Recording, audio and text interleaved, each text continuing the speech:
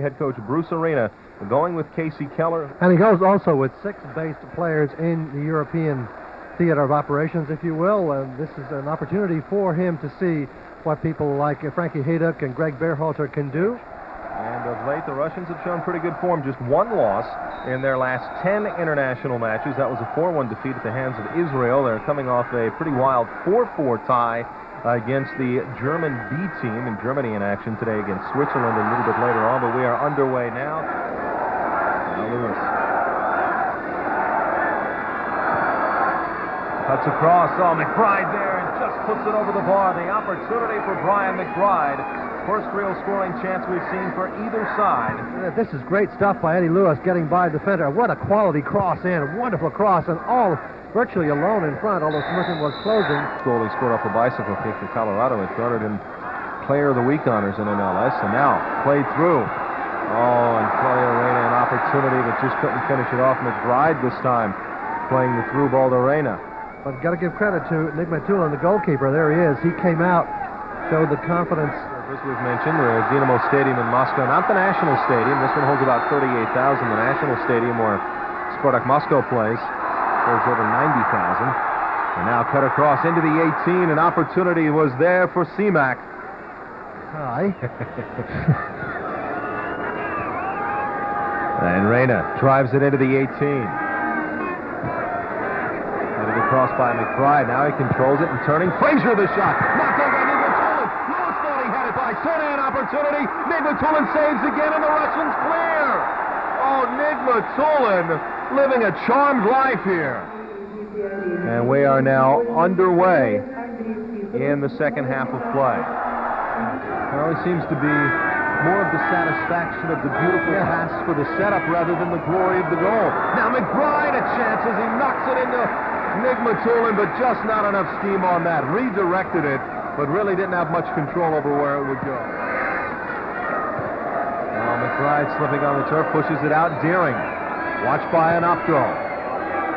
Cut across, McBride up into the air and over the defender. Both clash heads, I believe. Well, that's the terrain that McBride never fears to go, even to a draw. They will feel hard rebound. Now the Russians an opportunity coming in. This is Titov, takes the shot and scores!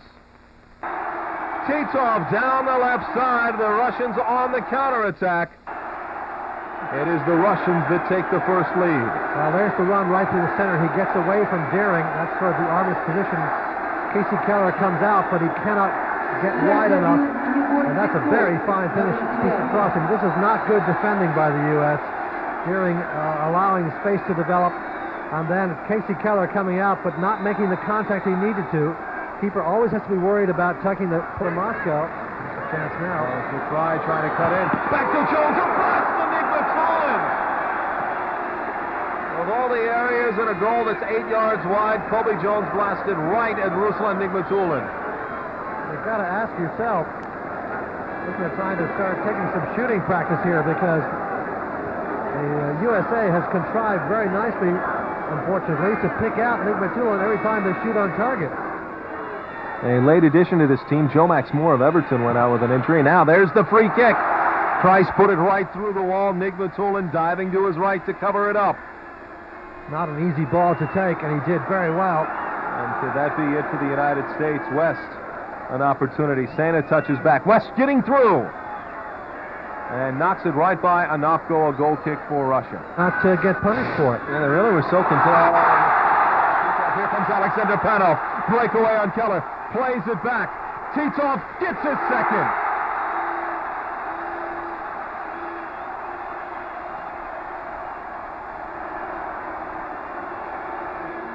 Actually, that will go to Valery Karpin, who moves up into the middle. Well, he puts this one away. Now, here is an example on how to finish. This is what the U.S. has missed more than anything else. The offside not given here, I think correctly so. But watch this finish now. Not at the goalkeeper, but right into the corner. That's how you finish, and that's what the United States has been lacking in this match. Had they been able to execute, as we just saw by Karpin, they would have won this match. A 2-0 victory for Russia over the United States in a match that the United States, especially in the first half, Seamus, really controlled play, had the opportunities.